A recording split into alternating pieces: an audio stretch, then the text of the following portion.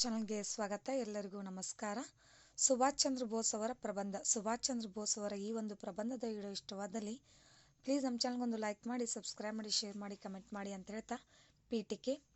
ಸುಭಾಷ್ ಚಂದ್ರ ಬೋಸ್ ಎಂಬ ಹೆಸರನ್ನು ನಾವು ಕೇಳಿದಾಗಲೆಲ್ಲ ನಮ್ಮ ಮನಸ್ಸಿನಲ್ಲಿ ಬರುವ ಮೊದಲ ವಿಷಯವೆಂದರೆ ಅವರು ತಮ್ ಮುಜೆ ಕೋನ್ ದೋ ಮೈನಾ ತುಮ್ಹ ಆಜಾದಿ ದುಂಗಾ ಎಂಬ ಜನಪ್ರಿಯ ಮಾತು ನೇತಾಜಿಯೆಂದೇ ಖ್ಯಾತರಾಗಿದ್ದರು. ಅವರ ಈ ಒಂದು ಜನಪ್ರಿಯ ಮಾತು ಅವರನ್ನು ನೇತಾಜಿ ಎಂದೇ ಖ್ಯಾತರಾಗಿದ್ದರು. ಸುಭಾಷ್ ಚಂದ್ರ ಬೋಸ್ ಅವರು ಮಹಾನ್ ಉಗ್ರ, ಸ್ವತಂತ್ರ ಹೋರಾಟಗಾರ ಮತ್ತು ದೇಶಭಕ್ತರಾಗಿದ್ದರು.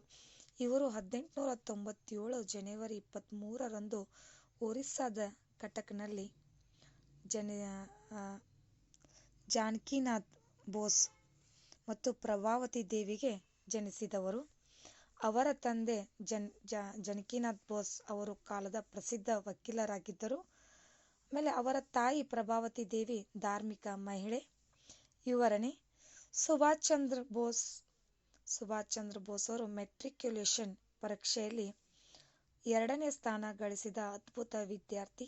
ಚಿಕ್ಕ ವಯಸ್ಸಿನಲ್ಲೇ ಸ್ವಾಮಿ ವಿವೇಕಾನಂದ ಮತ್ತು ರಾಮಕೃಷ್ಣರ ಬಗ್ಗೆ ಓದಲು ಪ್ರಾರಂಭಿಸಿದ ಅವರು 1918ರಲ್ಲಿ ಕಲ್ಕತ್ತಾ ವಿಶ್ವವಿದ್ಯಾಲಯದಿಂದ ತತ್ವಶಾಸ್ತ್ರದಲ್ಲಿ BA ಗೌರವಾನ್ವಿತವನ್ನು ಪೂರ್ಣಗೊಳಿಸಿದರು.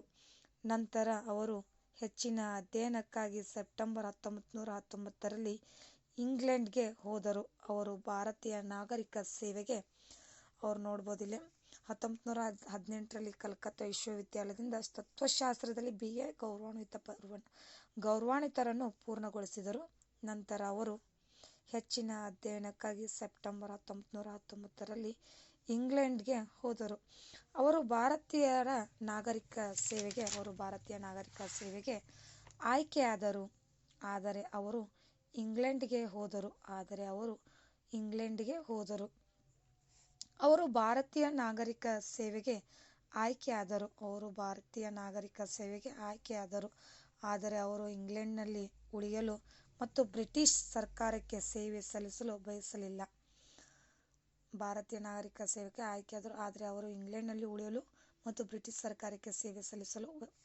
ಬಯಸಲಿಲ್ಲ.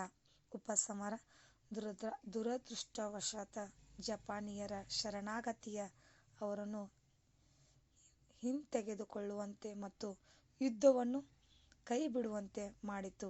1945ರ ಆಗಸ್ಟ್ 18ರಂದು ವಿಮಾನ ಅಪಘಾತದಲ್ಲಿ ಅವರು ನಿಧನರಾದರು ಎಂದು ನಂಬಲಾಗಿದೆ. ಸುಭಾಷ್ ಚಂದ್ರ ಬೋಸ್ ಅವರು ತಮ್ಮ ಕೊನೆಯ ಉಸಿರಿನವರೆಗೂ ಬ್ರಿಟಿಷರ ವಿರುದ್ಧ ದೇಶದ ಸ್ವಾತಂತ್ರ್ಯ ಹೋರಾಟಕ್ಕಾಗಿ ಹೋರಾಡಿದ ಮರೆಯಲಾಗದ ರಾಷ್ಟ್ರೀಯ ನಾಯಕ. ಅವರು ದೇಶ ಕಂಡ ಶ್ರೇಷ್ಠ ನಾಯಕರಲ್ಲಿ ಒಬ್ಬರು ಎಂದು ತಿಳಿದು ಬಂದಿದೆ. ಸುಭಾಷ್ ಚಂದ್ರ ಬೋಸ್ ಒಬ್ಬ ಮಹಾನ್ ಸ್ವಾತಂತ್ರ್ಯ ಹೋರಾಟಗಾರರಾಗಿದ್ದರು. ಅವರು ಭಾರತದ ಸ್ವಾತಂತ್ರ್ಯದಲ್ಲಿ ಅವರ ಪಾತ್ರವು ಪ್ರಮುಖ ಪಾತ್ರ ವಹಿಸುತ್ತದೆ ಅಂತ ಹೇಳ್ತಾ, ನಿಮಗೂ ಕೂಡ ಇವತ್ತಿನ ಈ ಒಂದು ಸುಭಾಷ್ ಚಂದ್ರ ಬೋಸ್ ಅವರ ಪ್ರಬಂಧದ ವಿಡಿಯೋ ಇಷ್ಟವಾದಲ್ಲಿ ಪ್ಲೀಸ್ ನಮ್ಮ ಚಾನಲ್ಗೊಂದು ಲೈಕ್ ಮಾಡಿ, ಸಬ್ಸ್ಕ್ರೈಬ್ ಮಾಡಿ, ಶೇರ್ ಮಾಡಿ, ಕಮೆಂಟ್ ಮಾಡಿ. Thank you. ಧನ್ಯವಾದಗಳು.